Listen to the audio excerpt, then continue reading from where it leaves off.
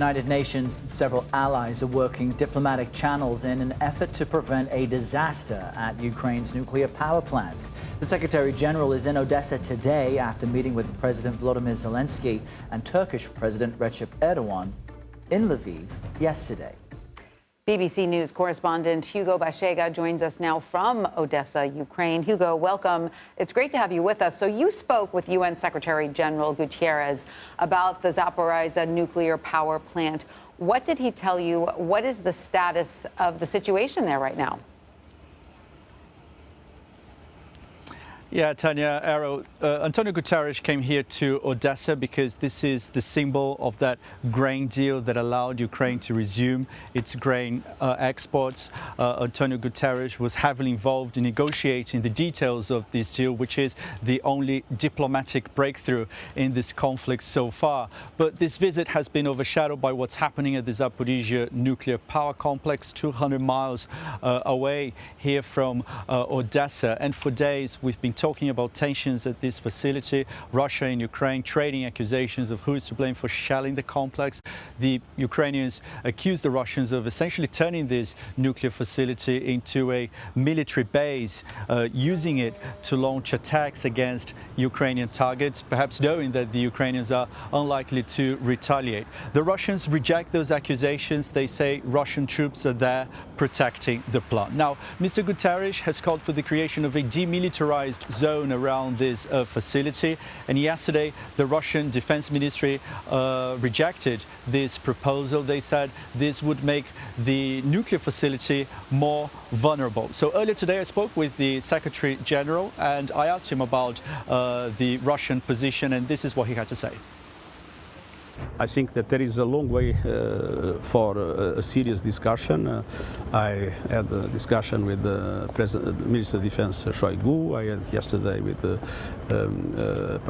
President Zelensky, and I hope that it will be possible to start engaging in a way that we will come, at least for the moment, to an end of all military operations, and then afterwards to a situation in which only this is returned to its civilian nature.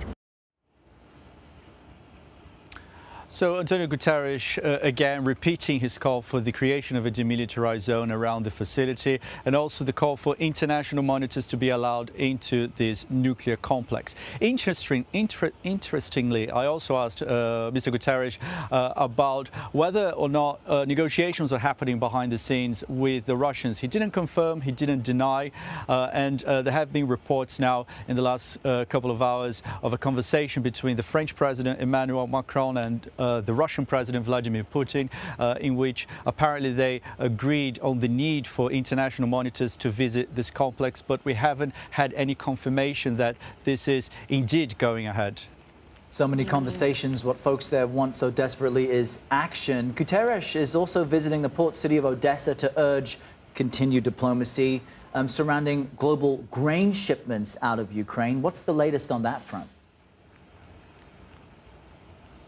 Yeah, 25 ships have left, and Antonio Guterres, again, hailing this deal, he called it an unprecedented agreement that had been reached between two countries at war. Mr. Guterres was personally involved in the negotiations. This is a deal that has been brokered by the United Nations and also by Turkey. It is a very complicated, fragile deal, but so far it has been working. And Antonio Guterres, again, has urged all parties involved to work with good faith, because obviously the Russian imposed blockade had worsened a global food crisis. So this is something that had an impact not only on the Ukrainian economy but also on countries all around the world. Very true. Hugo Bachega, thank you very much.